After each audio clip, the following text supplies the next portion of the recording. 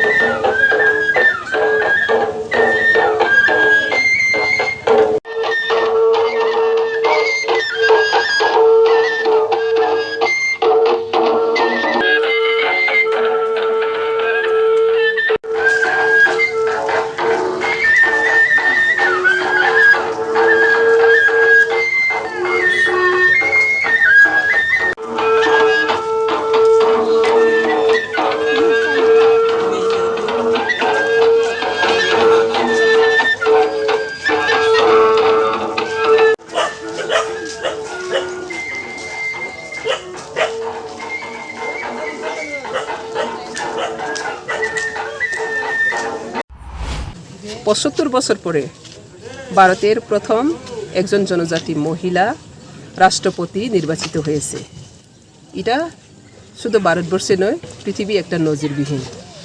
তো এই দিনটিকে আমরা কালকে থেকে সারা ত্রিপুরা রাজ্যে সেলিব্রেশন করছে, বিজয়ী উৎসব পালন করছে।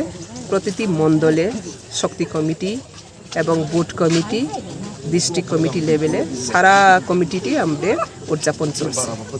শুধু কমিটিতে নয়, ক্লাবে, সোশ্যাল সোসাইটিতে এভাবে বিভিন্ন রকম উৎসব চলছে।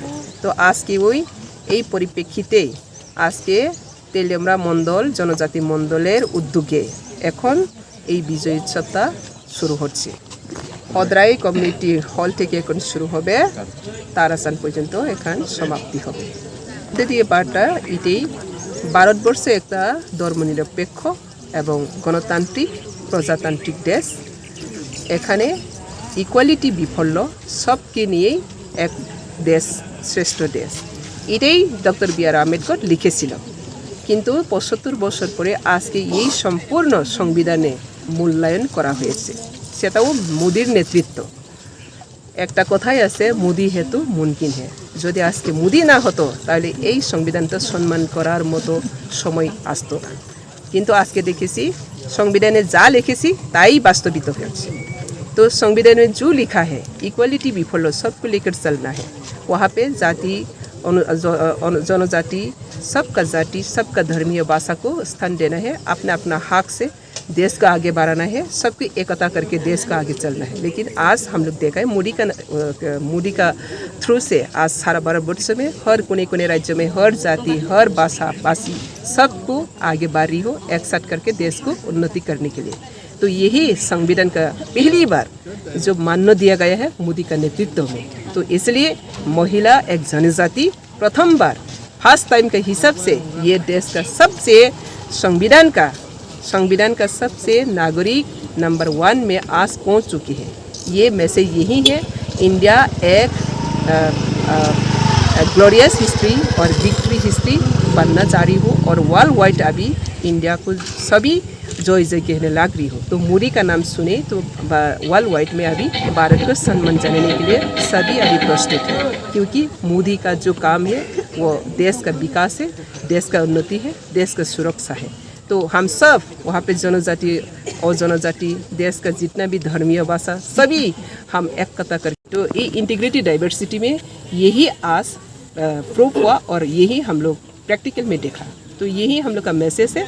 ये त्रिपुरा राज्य में भी हम बहुभाषाभाषी है, बहुधर्मीय अवलंबी मानुष है, तो वहाँ पे सभी अपना अपना अधिकार को सभी मिलना है और एक साथ करके उन्नति करना है, देश को बचाना है, देश को सेवा करना है। वही मैसेज आज का।